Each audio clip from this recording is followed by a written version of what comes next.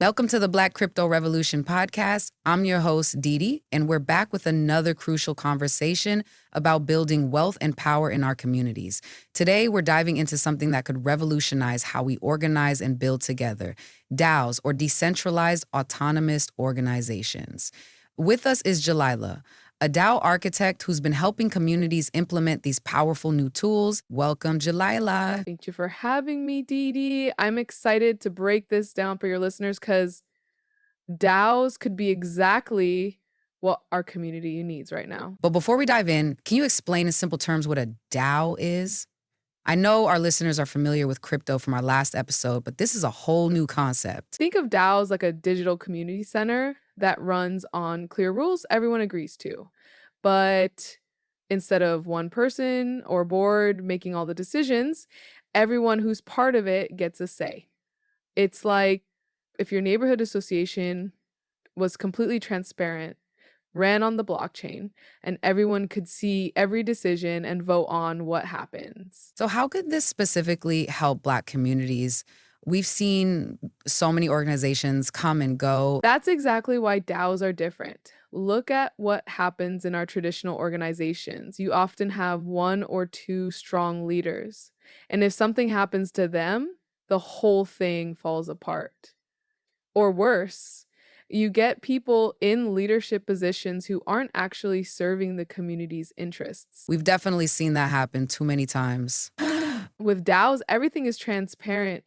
Every dollar spent, every decision made, it's all recorded on the blockchain where everyone can see it. No more wondering where the donations went or why certain decisions were made. Let's get specific. What kinds of things could a community DAO actually do? Imagine this.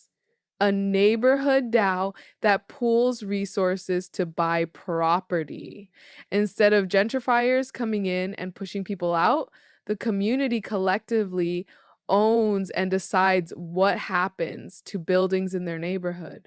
Or think about a business investment DAO where people pool money to support Black businesses, and everyone who contributes gets to vote on which businesses to invest in. That's powerful. But wouldn't you need a lot of money to get started?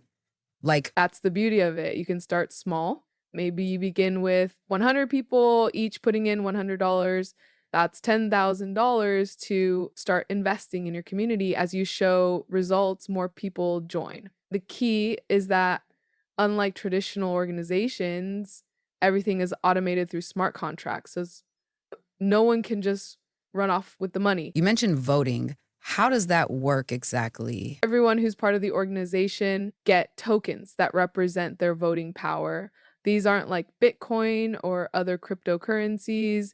They're governance tokens. Think of them like membership cards that let you vote.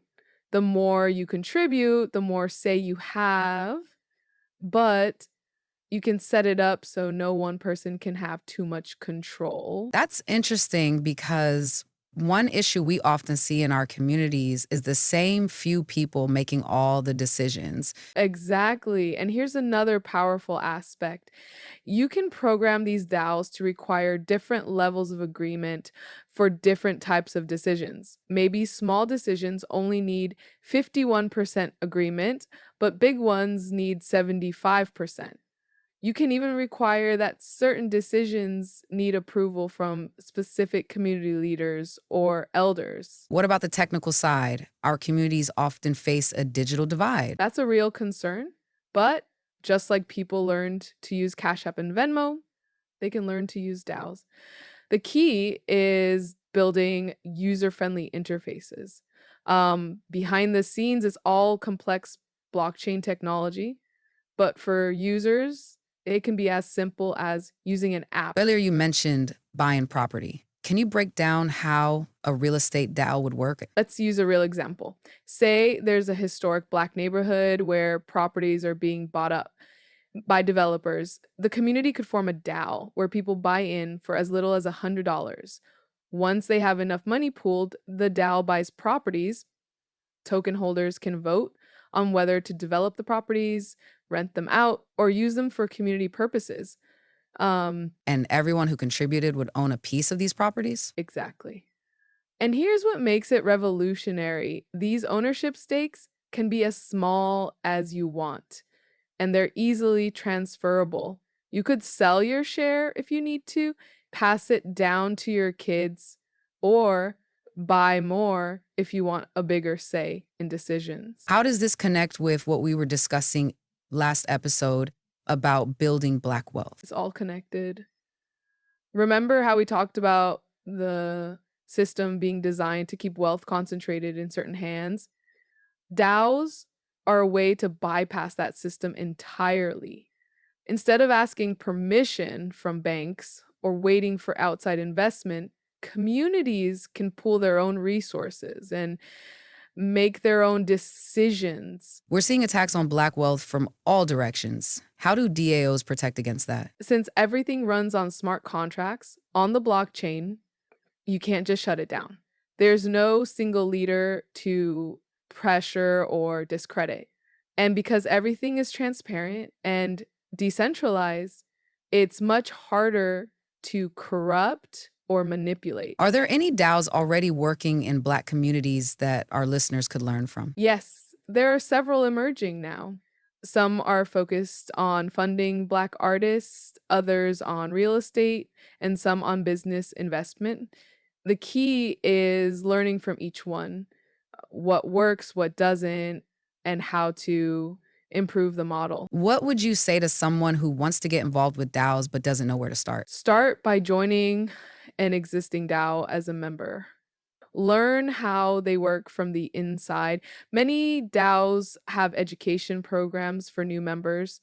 Once you understand the basics, think about what your community needs and how a DAO could help achieve that.